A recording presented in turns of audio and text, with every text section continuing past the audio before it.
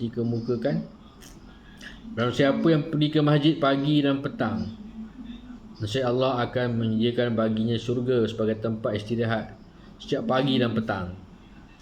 Jelas apa tahu hadis ni. Barang siapa yang memakmurkan masjid, dengan lima amal masjid, Allah menjadikan baginya syurga, tempat istirahat. Seolah-olah kalau kita ni, Allah telah jamin kan, untuk kita, Allah memberi kita nikmat bagi syurga, nikmat dalam syurga. Barang siapa yang membersihkan diri di rumahnya, kemudian berjalan menuju rumah Allah, masjid, untuk menunaikan kewajipan dari kewajipan yang telah ditentukan Allah, setiap satu langkah akan menggugurkan dosa kesalahannya, dan langkah yang lain akan mengangkat darjatnya. Masjid itu adalah rumah setiap orang yang bertakwa, dan Allah menjamin orang yang menjadikan masjid itu sebagai rumahnya dengan kesenangan, rahmat, dan dapat melalui titi sirat hingga sampai kepada keredaan Allah, iaitu syurga. Apabila kaum muslimin masuk ke dalam masjid dan duduk di dalamnya dengan niat i'tikaf serta melakukan tahiyatul masjid, akan diberi pahala oleh Allah Subhanahu wa taala.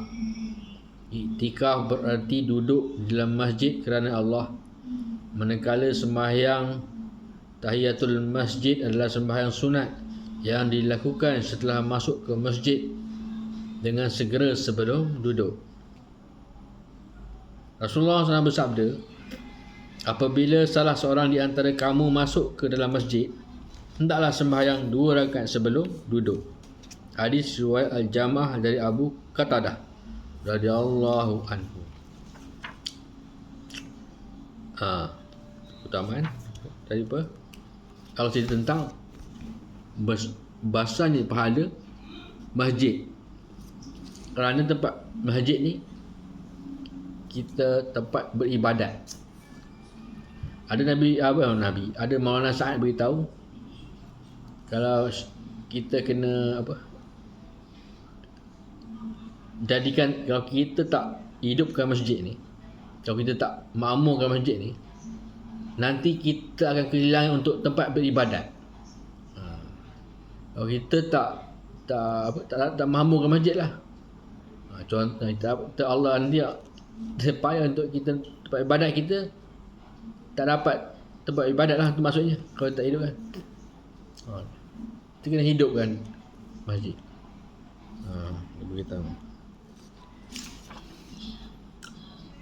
Jadi kita sambung lagi yang ni, membersihkan masjid dan mewangikannya.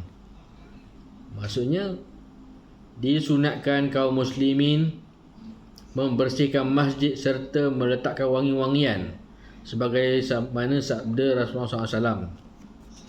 Nabi bersabda, Nabi telah memerintahkan untuk membangunkan tempat sujud di dalam rumah atau di sekitar rumah, dan baginda memerintahkan agar tempat itu dibersihkan dan diberi wangi-wangian. Dalam riwayat Abu Daud dikemukakan, Nabi SAW pernah memerintahkan kami membuat tempat sujud di rumah-rumah kami, memperindahkan bangunannya serta membersihkannya. Ketika Umar sebagai khalifah duduk di atas mimbar untuk berkhutbah, Abdullah putera Umar mengasapi masjid dengan pengasap supaya wangi dan berbau harum.